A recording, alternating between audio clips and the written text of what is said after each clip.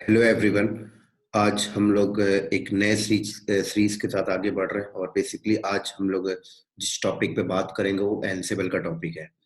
तो दोस्तों, एनसिबल के सीरीज को स्टार्ट करने से पहले मैं आपको एक चीज बता देता हूँ। हम लोगों ने डेवऑप्स के काफी टूल्स को कवर कर लिया है, जैसे लिनक्स के वीडियोस हमने बना रखे हैं पूरे के पूरे, और एडब्ल्यूएस का वीडियो भी हमारा ऑलरेडी कंप्लीटेड है, और डॉकर का भी कंप्लीटेड है, कुबरनेटिस का भी कंप्लीटेड है, माइक्रोसॉफ्ट एजोर का भी कंप्लीटेड है।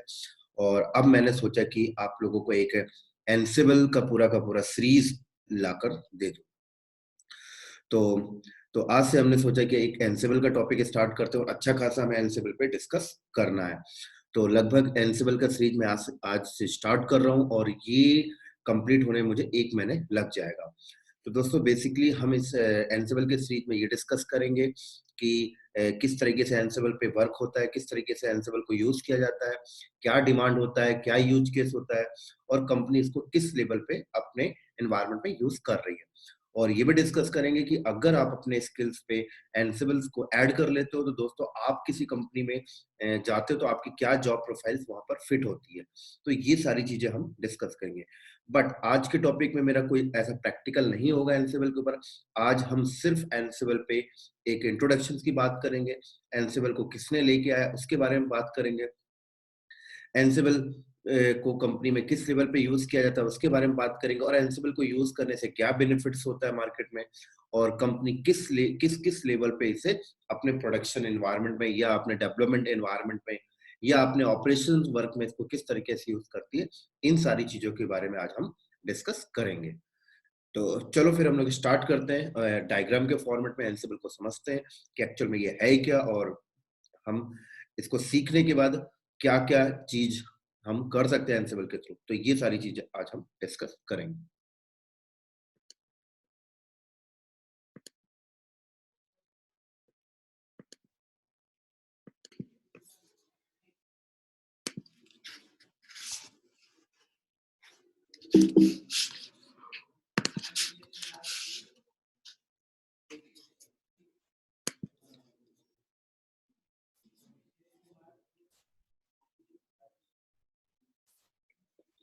तो चलो दोस्तों, फिर हम लोग इसको कंटिन्यू करते हैं। थोड़ा सा मैं फॉन्ट को यहाँ पे बड़ा कर लेता हूँ।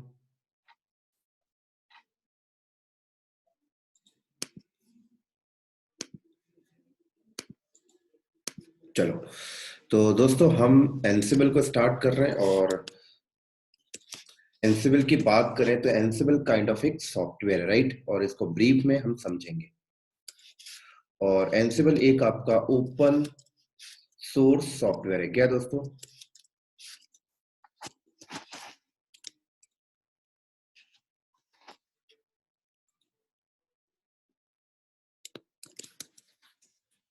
ये हमारा क्या है, एक ओपन सोर्स सॉफ्टवेयर है।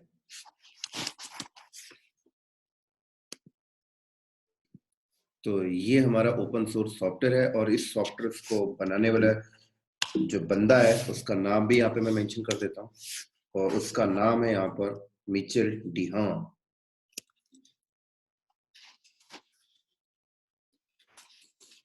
राइट। तो इस बंदे ने इस एनसिबल को डेवलप किया है दोस्तों। तो पहले समझेंगे ये एनसिबल जो है ये ओपन सोर्स सॉफ्टवेयर है, और ओपन सोर्स सॉफ्टवेयर का मतलब क्या होता है पहले इसको समझेंगे, फिर आगे कंटिन्यू करेंगे। तो दोस्तों, ऐसा सॉफ्टवेयर जिसका सोर्स कोड ओपनली है, बोले तो ओपन रखा गया है, that is a open source software. अब फॉर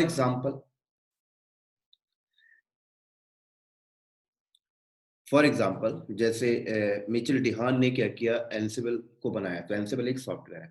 तो जब मिचेल डिहान ने सॉफ्टवेयर को बनाया होगा दोस्तों, तो उसने कोडिंग किया होगा, राइट। क्या किया होगा, उसने अपने सिस्टम के ऊपर बैठकर कोडिंग किया होगा, राइट। कोड लिखा होगा प्रॉपर तरीके से, तब जाकर उसने एक एनसिबल सॉफ्टवेयर को बनाया। और इसका यूज क्या है अभी बात करेंगे बाद में, पहले ओपन सोर्स को समझ लेते हैं। तो उसमें सोर्स कोड कोडिंग की गई होगी, और उस कोड को हम सोर्स कोड कहते हैं, है ना। तो जब मिचेल डेहान ने सॉफ्टवेयर को कंपाइलिंग करा होगा, और कंपाइलिंग करने के बाद एक कंप्लीटली एक सॉफ्टवेयर बना, राइट, जिसको हम यूज करते हैं आजकल। तो मिचेल डेहान ने उस सॉफ्टवेयर का, बोले तो एनसिबल को लिखने में उन्होंने जो कोडिंग की थी, उस कोड को उन्होंने ओपन रख दिया, मतलब हाइड नहीं किया, राइट? तो जब उसके सोर्स कोड को ओपन रखा गया, हाइड नहीं किया गया, तो हम इसको ओपन सोर्स सॉफ्टवेयर के नाम से कॉल करते हैं, राइट? तो ऐसा सॉफ्टवेयर जिसका सोर्स कोड ओपन है, कोई भी बंदा उससे देख सकता है, उस सॉफ्टवेयर के सोर्स कोड को रीड कर सकता है, that is the meaning of the open source software. अब ओपन सोर्स करने का बेनिफिट्स क्या होता है, क्या यूज केस होता है?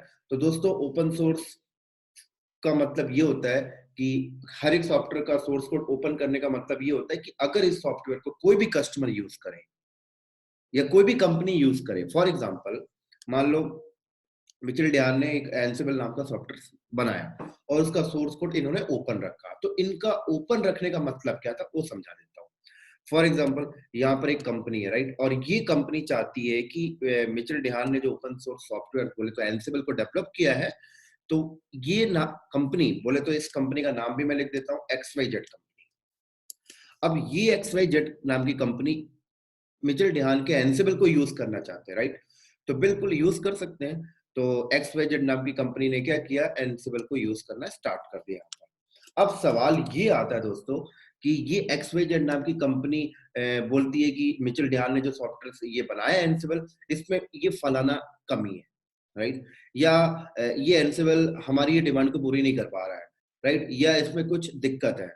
तो ओपन इसका सोर्स कोड ओपन रखने का मतलब ये था कि XYZ नाम की कंपनी को अगर ऐसा लगता है कि भाई ये बग है, ये कमियां है, तो XYZ नाम की कंपनी क्या कर सकती है, उस एंसिबल के अंदर बोले तो जो सोर्स कोड है उसको ओपन करके वो अपने हिसाब से चेंजेस कर सकते हैं। मतलब अपने उनको लगता है भाई कमी है तो ठीक है भाई, आप अपने डेवलपर से उस पर एडिट करा के उसको चेंज करा लीजिए।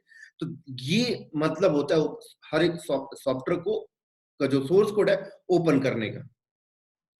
तो ये एक बड़ा रीजन होता है कि हम अपने सॉफ्टवेयर के सोर्स कोड को ओपन रख दें, तो हमारा जो कस्टमर है, यूजर है, वो अपने नीड और डिमांड के हिसाब से उस पर चेंजेस कर सकता है। तो बेसिकली ये फायदा होता है दोस्तों सॉफ्टवेयर के सोर्स कोड को ओपन करने का। तो इसी तरीके से दोस्तों यही एक रीजन था यहाँ पर एंसिबल को ओपन सोर्स बनाने का। उसी के साथ साथ अब सवाल ये आता है कि ठीक है भाई, अब ओपन सोर्स इन्होंने कर दिया, राइट? लेकिन आपका ऑर्गेनाइजेशन में, आईटी इंडस्ट्रीज के अंदर हर एक ओपन सोर्स सॉफ्टवेयर को लाइसेंस देने की भी एक ऑर्गेनाइजेशन है, राइट दोस्तों? और उस ऑर्गेनाइजेशन का नाम जो है मैं यहाँ पे लिख देता हूँ, GNU। और आप, आई थिंक आपको इसका फुल फॉर्म भी पता होगा, जनरल पब्लिक लाइसेंस,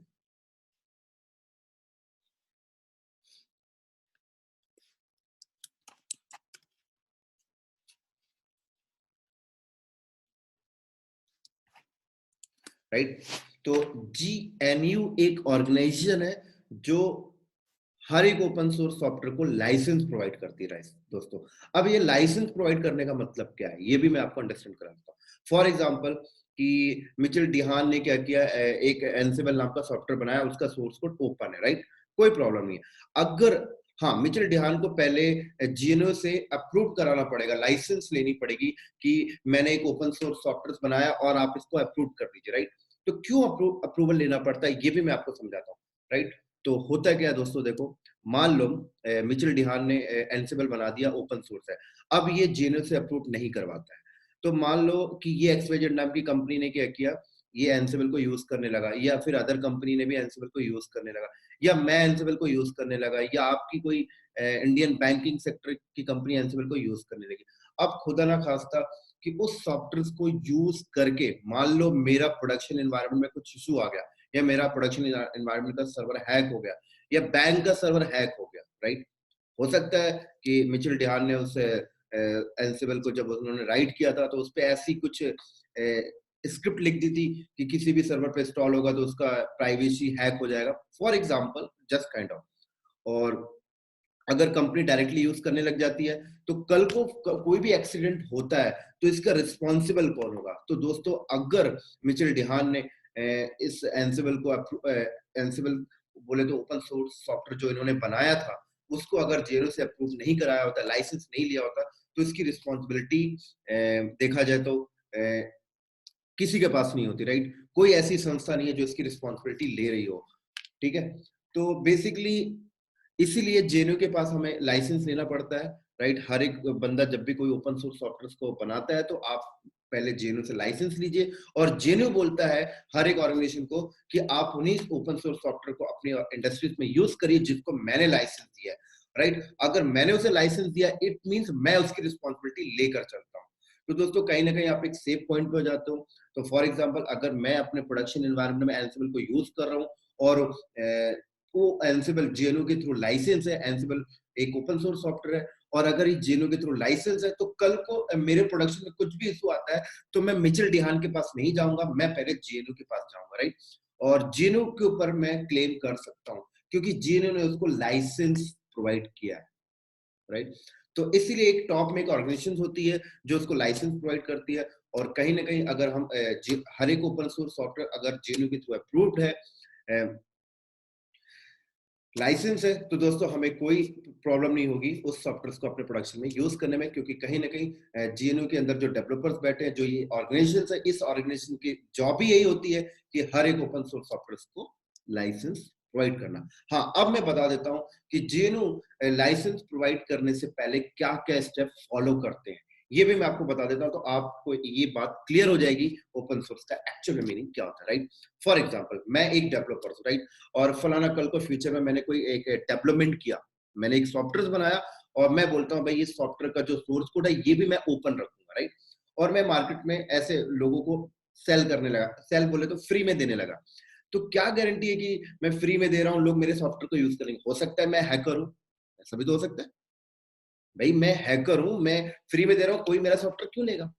तो मैं क्या करूंगा कि अगर मैं अपने सॉफ्टवेयर को डिस्ट्रीब्यूट करना चाहता हूँ लोगों तक, तो मुझे सबसे पहले जेएनयू के पास जाना पड़ेगा, और मैं जेएनयू को बोलूंगा कि मैंने एक ये सॉफ्टवेयर बनाया है और मैं आपसे अप्रूवल लेना चाहता हूँ, आप मेरे को लाइसेंस प्रोवाइड कर दीजिए जिससे मेरा सॉफ्टवेयर मार्केट में डिस्ट्रीब्यूट हो जाए, एक मेरा नाम हो जाए।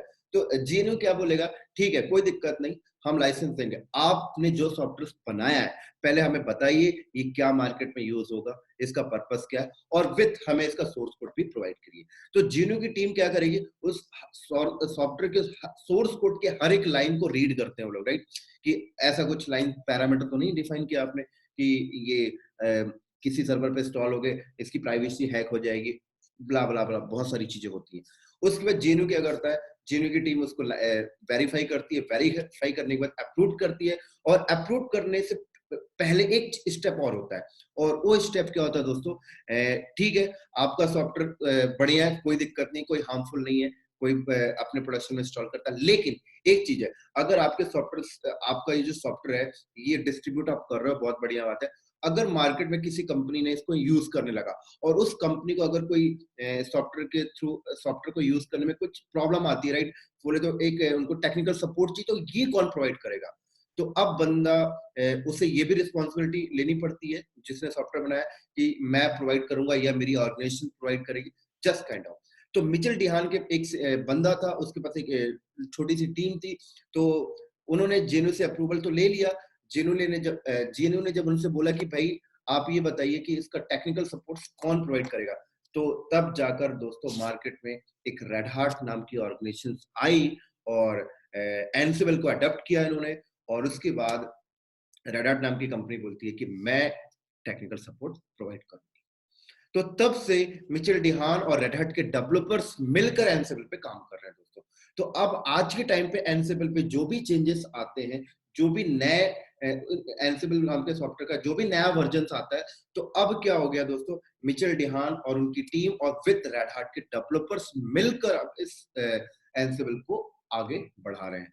तो अभी अगर आपको एनसिबल का कोई एंटरप्राइजेस वर्जन लेना है, बोले तो फॉर एग्जांपल एक एक्सवाईजेड नाम की कंपनी है, अब वो एनसिबल को यूज करना चाहती है, तो वो लोग रेड हैट के साथ टाई अप ले लेते हैं, तो रेड हैट उनको एंटरप्राइजेस वर्जन दे देती है, एंटरप्राइजेस लाइसेंस दे देती है, तो उससे उस कंपनी को एक क्लियर हो जाता है कि ठीक है भाई हमने ओपन सोर्स सॉफ्टवेयर यूज करा, बहुत बढ़िया बात है। लेकिन कल को अगर हमें कुछ भी इश्यूज आता है एनसिबल से रिलेटेड, कुछ भी दिक्कतें आती, कुछ भी ट्रबल शूट हमें चाहिए, सपोर्ट चाहिए, तो कोई बात नहीं, एनसिबल एक ऑर्गेनाइजेशन बैठी, सॉरी रेड हार्ट एक ऑर्गेनाइजेशन बैठी हुई है जो हमें टेक्निकल सपोर्ट प्रोवाइड कर देगी, राइट? तो ले देके यहाँ पर जो ओरिजिनल ऑथर है, तो ओरिजिनल ऑथर दोस्तों यहाँ पर एंसिबल को बनाने वाला बंदा कौन है? मिचेल डिहान है। और उसके बाद रेड हाट ने इसको अडॉप्ट किया और रेड हाट ने इसको परचेज किया और अब रेड हाट क्या कर रहा है? एज एंटरप्राइजेस लाइसेंस के साथ ऑर्गेनाइजेशन को दे रहा है। तो आज भी एंसिबल क्या ओपन सोर्स है, आप फ्री में एंसिबल यूज करिए। हर एक ऑर्गेनाइजेशन एंसिबल को फ्री में यूज करती है। सिर्फ उस ऑर्गेनाइजेशन को क्या करना पड़ता है, अगर टेक्निकल सपोर्ट चाहिए तो आप उसको उसके पे करने पड़ते हैं। हाँ, कोई कंपनी को अगर उसका टेक्निकल सपोर्ट चाहिए तो रेड हाट देगी टेक्निकल सपोर्ट। तो रेड हाट बोलती है मैं ऐसे टेक्निकल सपोर्ट नहीं देती, आपको मेरे साथ सब्सक्रिप्शन लेने पड़ेंगे। तो हर एक कंपनी क्या करती है, एंसिबल को अपने इंडस्ट्रीज में, अपने प्रोडक्शन एनवायरनमेंट में यूज करने से पहले वो लोग क्या करते हैं, रेड हाट के साथ सब्सक्रिप्शन ले लेते हैं।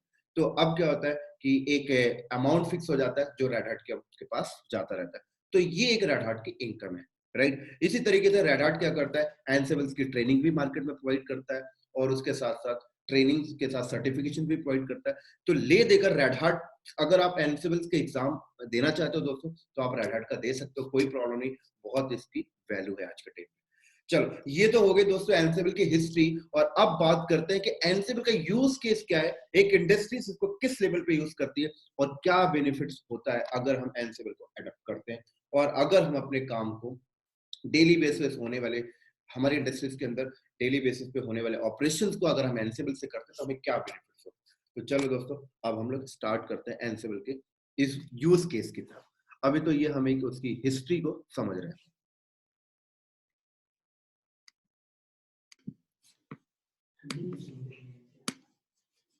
तो दोस्तों हम इसको पहले रफ कर लेते हैं, फिर स्टार्ट करते हैं।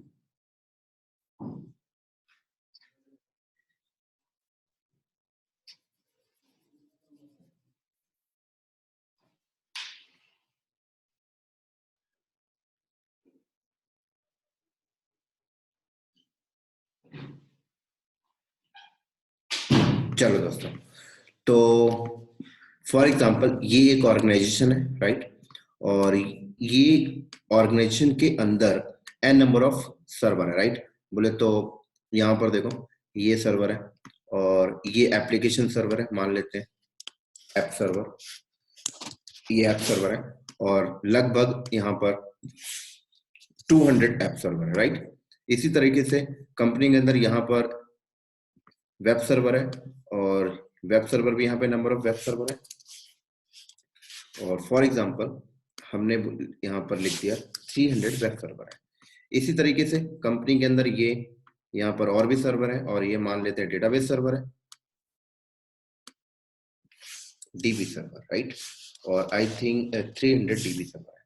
उसी के साथ साथ दोस्तों यहाँ पर कंपनी का स्विच है, राउटर है, नेटवर्क डिवाइसेस है, n number of switch router है। यहाँ पे मैं लिख देता हूँ, ये कंपनी का क्या है, नेटवर्क डिवाइस है,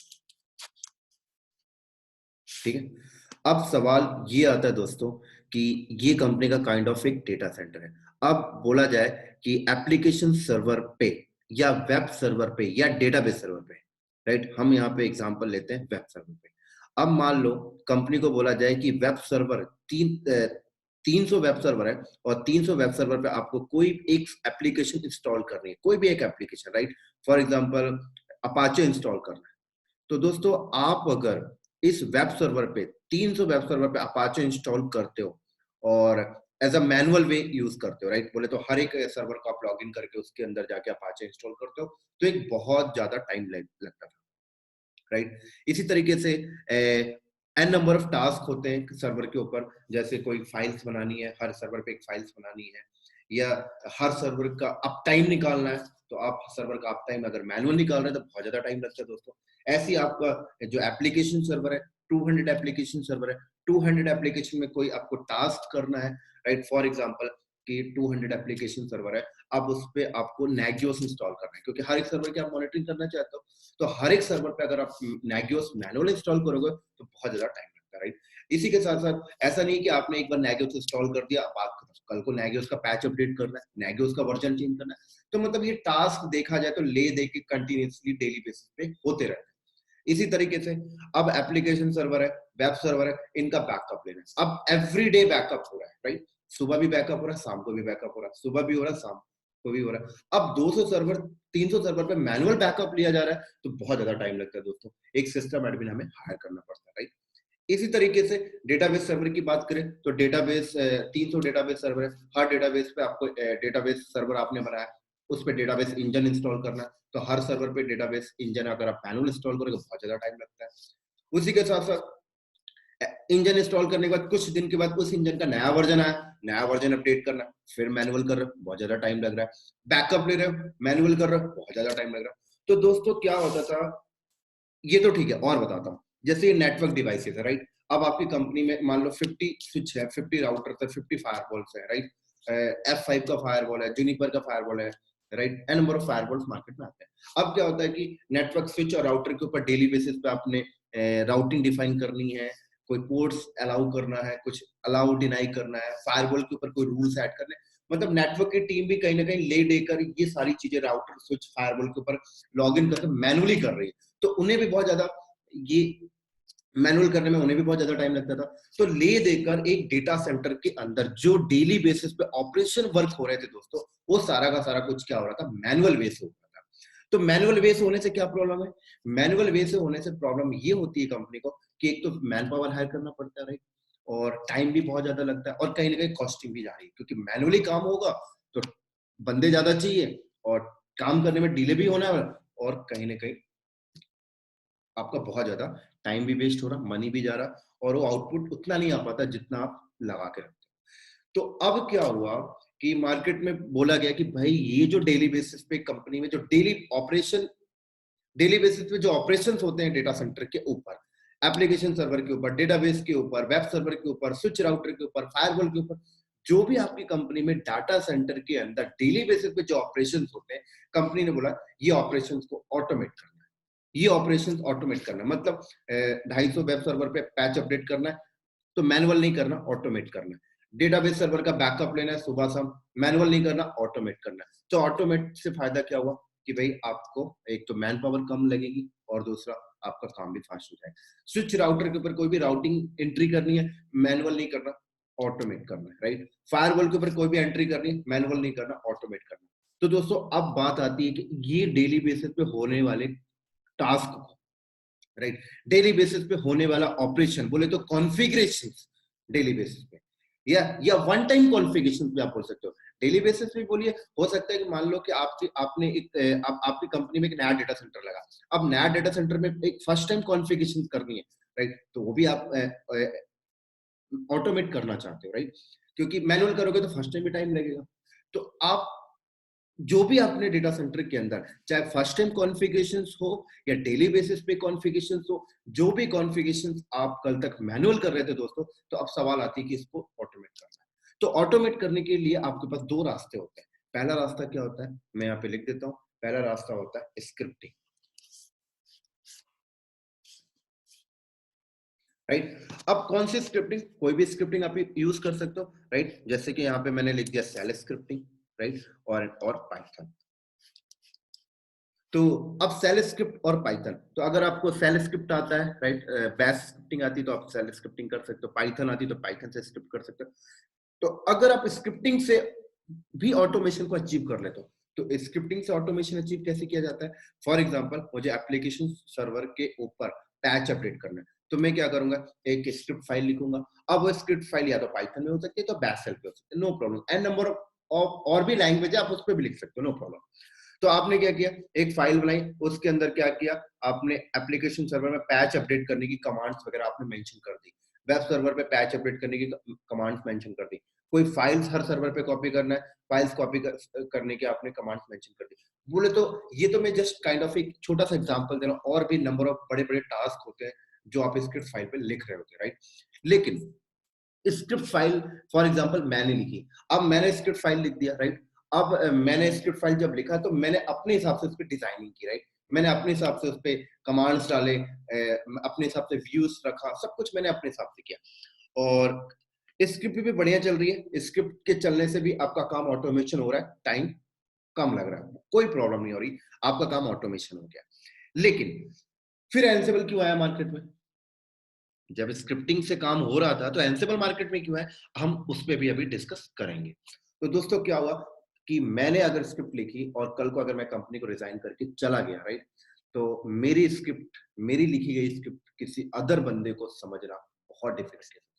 क्यों? क्योंकि वो स्क्रिप्ट मैंने अपने हिसाब से लिखी थी, राइट। एक नया बंदा आता है तो उस स्क्रिप्ट को पहले वो समझेगा, एक हफ्ते तो उसको अंडरस्टैंडिंग में लिख के चला जाएगा कि भाई उसने क्या क्या मेंशन किया, ये फलाना कमांड क्या डाल दिया, क्योंकि एक काम को करने के एन नंबर ऑफ कमांड्स होते हैं, राइट। मैं हो सकता है कि मैं जो कमांड डाल के क्या वो अदर बंदे को नहीं पता, उसके बारे में पहले अंडरस्टैंड करेगा। तो एक बहुत डिफिकल्टीज होती थी कंपनी को, जब कोई एक बंदा स्क्रिप्ट लिख कर और उस स्क्रिप्ट से कंपनी अपना काम चला रही है और अगर वो बंदा चला गया छोड़ के, तो कंपनी को बहुत डिफिकल्टीज होती थी, राइट।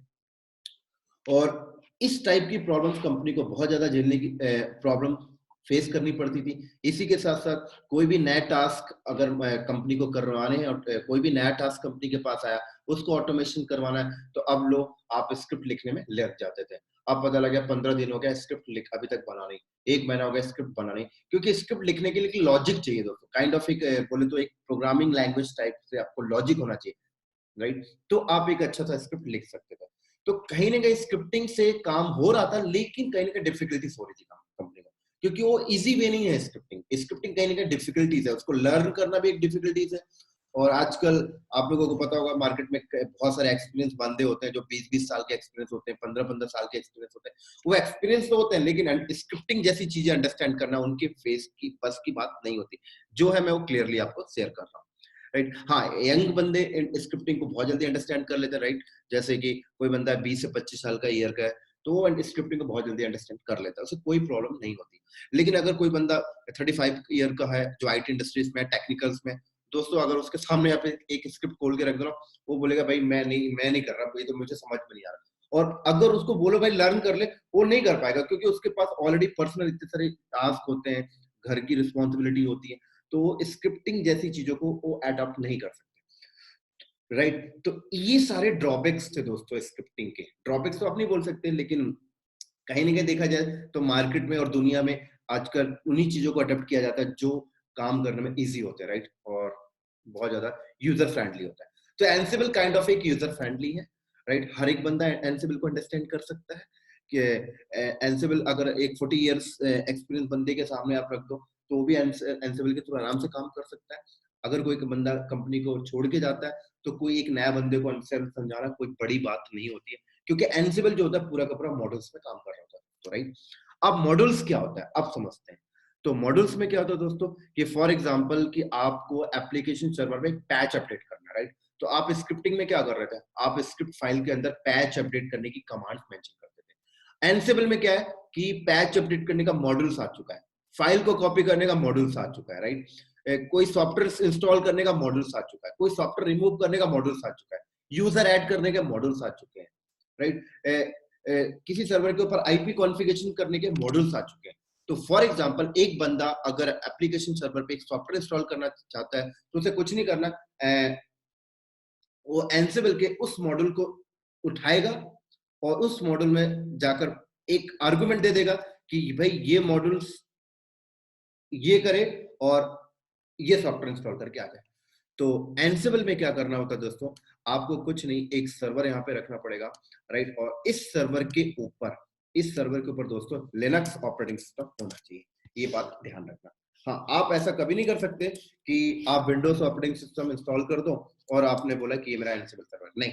आप एंसिबल के थ्रू किसी भी कोई भी टास्क अदर मशीन पे कराना चाहते हैं, राइट, तो उस पे लिनक्स होना चाहिए। और जब आप लिनक्स इंस्टॉल कर देते हैं, तो देन उसके बाद आपको यहाँ पर एंसिबल नाम का एक सॉफ्टवेयर इंस्टॉल करना पड़ेगा। उसके बाद आप यहाँ पर क्या करेंगे, एंसिबल नाम का एक सॉफ्टवेयर इंस्टॉल करेंगे। और उसके बाद जब एंसिबल नाम का सॉफ्टवेयर इंस्टॉल हुआ, उसके बाद ये हो जाता है एंसिबल सर्वर। क्या हो जाता है दोस्तों, इसको आप एंसिबल सर्वर बोलिए, कोई प्रॉब्लम नहीं। आप इसको कंट्रोलर नोड बोलिए, कोई प्रॉब्लम नहीं। एंसिबल कंट्रोलर बोलिए, कोई प्रॉब्लम नहीं। एन नंबर ऑफ नेम से लोग इसको कॉल करते हैं, कंट्रोलर, राइट। तो अब ये एंसिबल कंट्रोलर हो गया, मतलब यहां से टास्क चलेगी और इस पे जाएगी। तो ये हो जाते हैं मैनेज नोड, ये हो गया कंट्रोलर नोड, ये हो गया मैनेज नोड। तो दोस्तों हाँ, मैनेज नोड बोले तो मैनेज नोड ये वाले नोड ये हो सकते हैं विंडोज, कोई प्रॉब्लम नहीं है। ये 200 वेब सर्वर में एक 200 में 50 विंडोज हो, 50 लिनक्स हो, यूनिक्स हो, मैक हो, कोई प्रॉब्लम नहीं है। 200 ऐप सर्वर में विंडोज हो, यूनिक्स हो, कोई प्रॉब्लम नहीं है।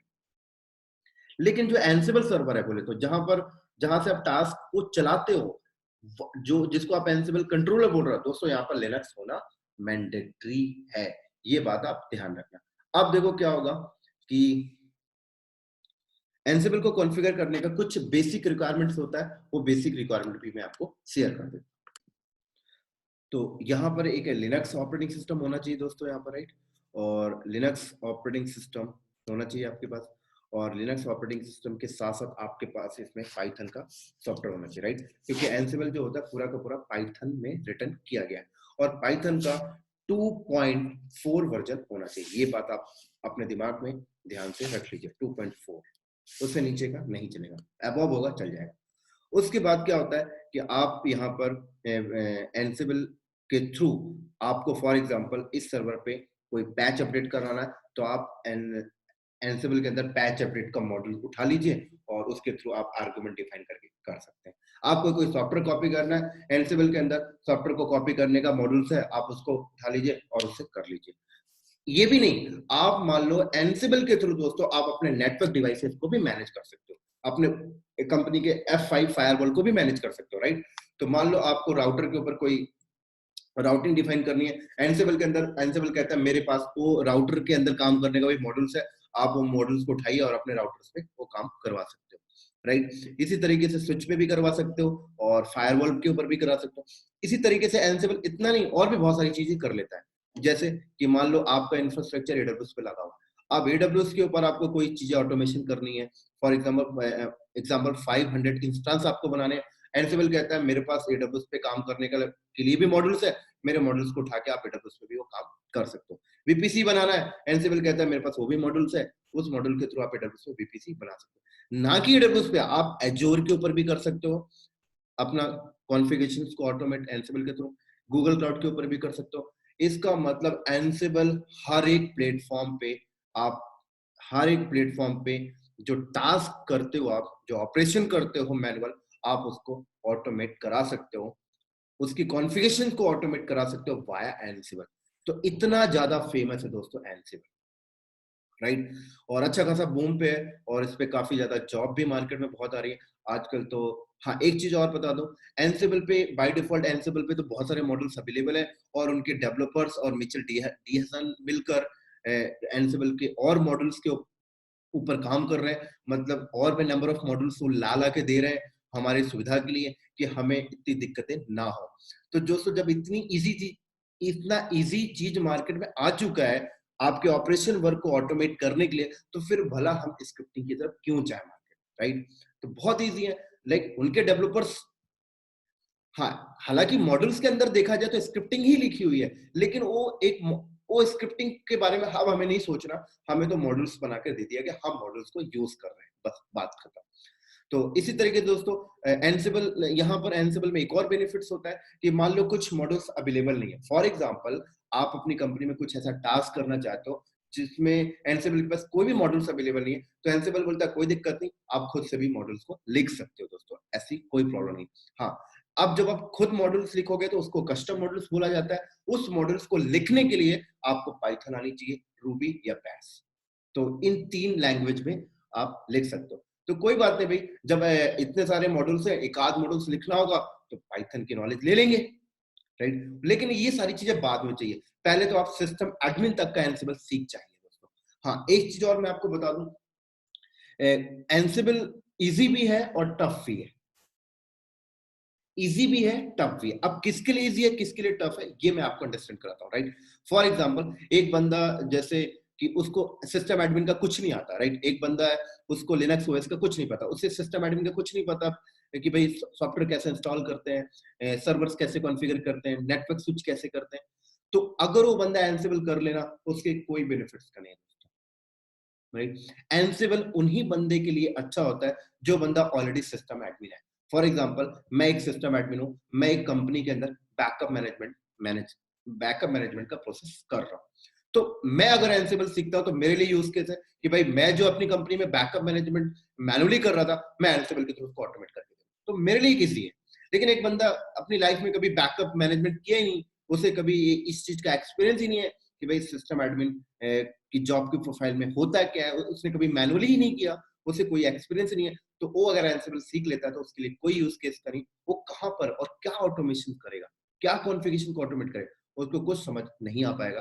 तो मैं रिकमेंडेड करता हूँ कि कोई भी बंदा एटलीस्ट सिस्टम एडमिन के प्रोफाइल को पहले अडॉप्ट कर ले, देन उसके बाद एंसिबल को करने जाए, राइट? इसी तरीके से मान लीजिए एक नेटवर्क का बंदा, एक नेटवर्क का बंदा आके बोलता है कि मैं एंसिबल सीख लूं, क्या मेरी जॉब परफेक्ट है?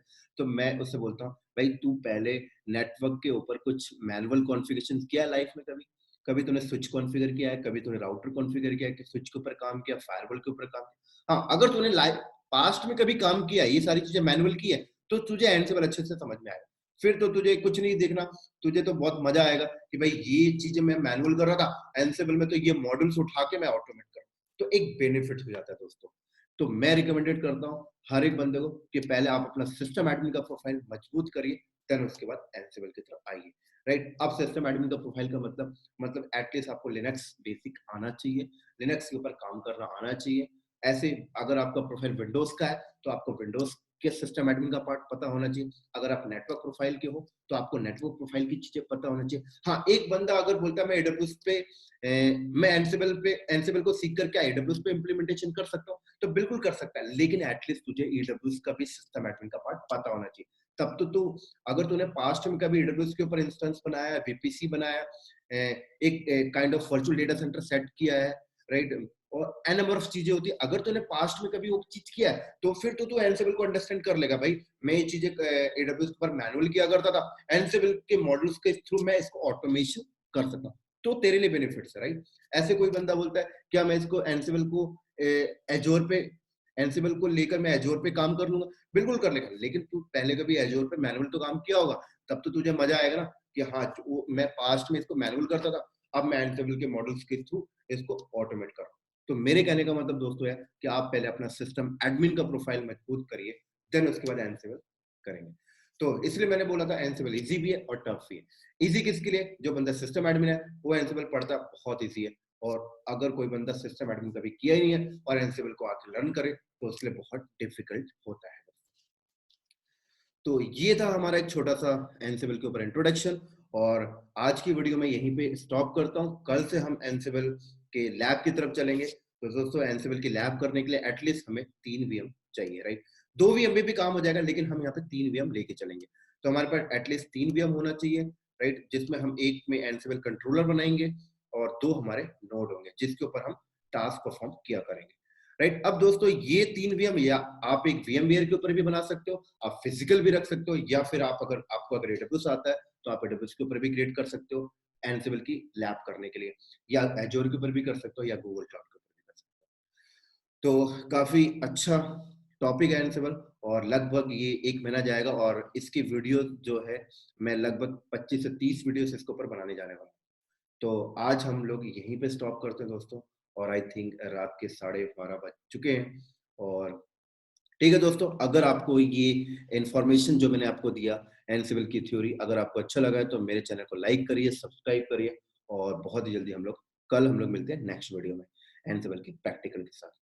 चलो दोस्तों, बाय बाय, गुड नाइट।